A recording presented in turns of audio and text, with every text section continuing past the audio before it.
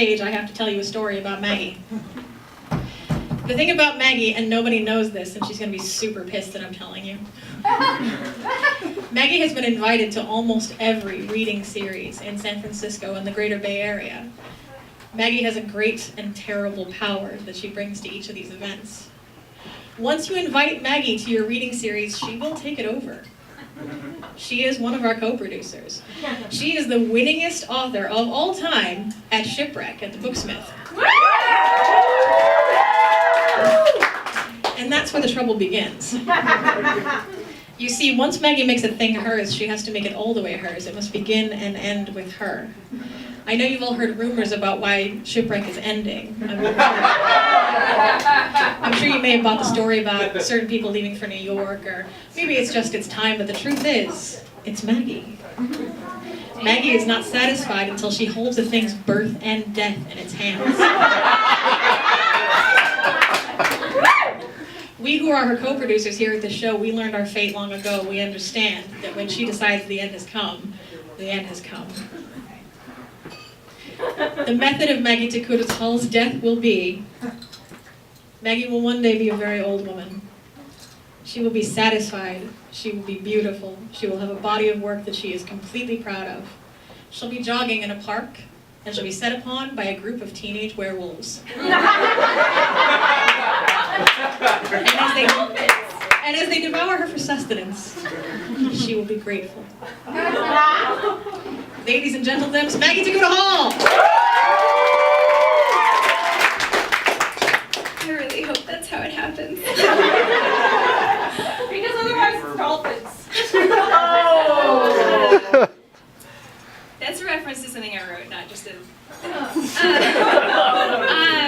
So I'm going to read you guys something that I wrote especially for you, so you're welcome. I know. So as a Japanese person, I take education very, very seriously. And as a Jew, I feel like it should be done through stories. So that is exactly what I've done for you guys tonight. And so this is a very scientifically accurate retelling of The Lion King. This is all true. More than a season had passed since Shenzi's clan had been gentrified out of the savannah by Mufasa's pride. Their new territory was nutrient-sparse and ugly, but Shenzi was a thrifty matriarch. They made do. Hyenas always do. Was she angry about being kicked out of her ancestral territory by a bunch of roaring morons who spent most of their day sleeping and beating their wives? Yes. Did she resent having to scrabble for odd bits and ends, hairs and mice, rather than the marvelously fat marbled meat of wildebeest she had grown up on? Of course. Did the injustice of leading her clan on a successful hunt only to have their quarry stolen by one of the very assholes who displaced them infuriate her? Goddamn right it did. But her anger was neither here nor there. Anger would not keep her clan alive. She was lolling on a particularly hot afternoon beneath a baobab tree when Bonsai and Ed approached. The names are from Disney, so I apologize. That is not my fault. This in and of itself was odd. Male hyenas are smaller and subordinate to their female counterparts and are typically smart enough to exist on the outskirts of their society, being considered equal parts nuisance and danger to the cubs. But apparently, they came bearing an entreaty for a parley from a lion. Shenzi was very confused. Why are you two idiots coming to me with this? Why not Banu or Hasna, my most trusted lieutenants and sisters? Didn't know, Bonsai lied. Said he only wanted to talk to a male, Ed yelled. He let out a long, high giggle, the famous anxiety signal of their kind. Shenzi made a gesture of deep annoyance and then bit at Bonsai and Ed's heels and chased them back to the periphery where they belonged. Her first meeting with Scar did not get off to a promising start. She presented her penis to him so that he could sniff and lick it as a gesture of friendship, as is custom between hyenas. But he only looked at her quizzically, as if she were the one being rude. He remembered that members of the patriarchy always undervalued oral sex. It was one of the many defects of their kind. Scar was underfed, with a patchy, mangy mane. He was, like most male lions, pushed to the side by an alpha and unable to exist in a pride with females. Instead, he wandered the savannah alone, or sometimes joined by other lonely males, all skin and bone, and strange theories about how masturbation robbed them of their manly essence.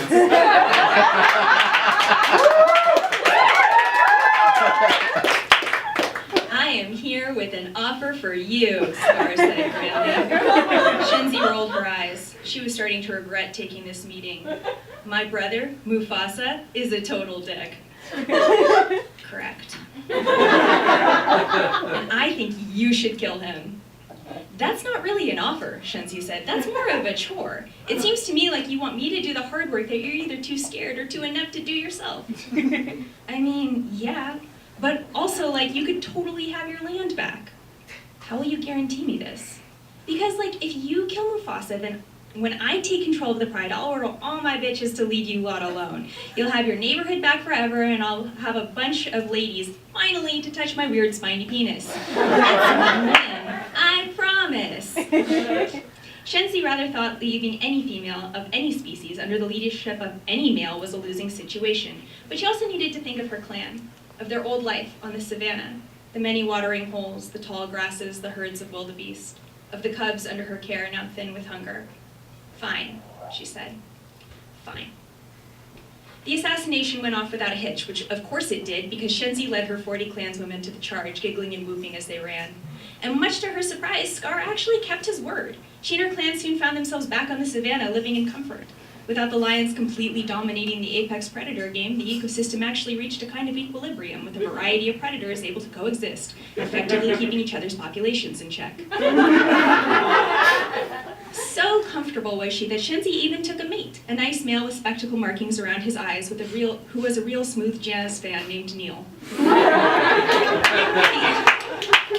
Because Shenzi had a penis and Neil had a penis, mating was an awkward affair, but this is the way of hyenas. Could you just... Neil did his best to position himself behind Shenzi, and due to the sexual dimorphism of their species, she had to crouch a little to allow this. Sure, but you need to... She tried to angle her penis, which was hollow, like a bucatini noodle. It's like long and skinny. That's true. So that it would be easier for Neil to insert his shorter, thinner, spaghetti noodle-like penis inside of her. If you're still not picturing it, it's like sticking a pencil up a Chinese finger trap. But neither of them can see it. It takes a really long time. Am I in? Neil asked.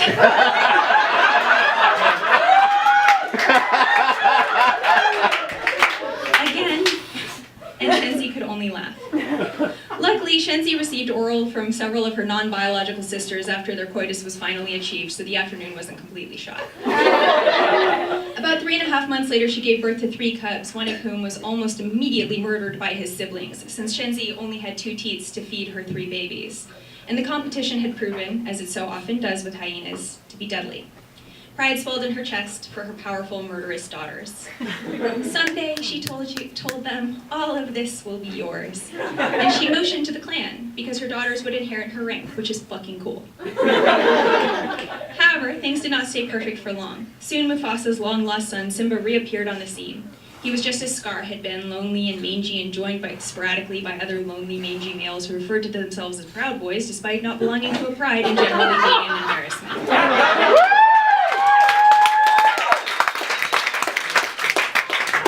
Simba had inherited his father's broad shoulders, if not his gravitas, where Mufasa's voice had been powerful. Simba sounded more like a rich kid who spent most of his intellectual resources on contriving a way to ditch school for a single day while ruining his best friend's life. Yet somehow, even with this in mind, Simba was able to displace Scar. Defeated, Scar came crawling back to Shenzi, battered and bruised. Please, he cried, you must bail me out of this totally foreseeable problem that I created myself by insisting on a long and cruel reign in which I ruled with zero regard for anyone except myself. For some reason, none of the female lions will. Patriarchs. Shenzi shook her head. You made a promise, she told him, and you broke it. What do you mean? Scar howled. I've never been held accountable for my actions before. That night, Shenzi and her hyena sisters feasted upon the lying lion's flesh. The end.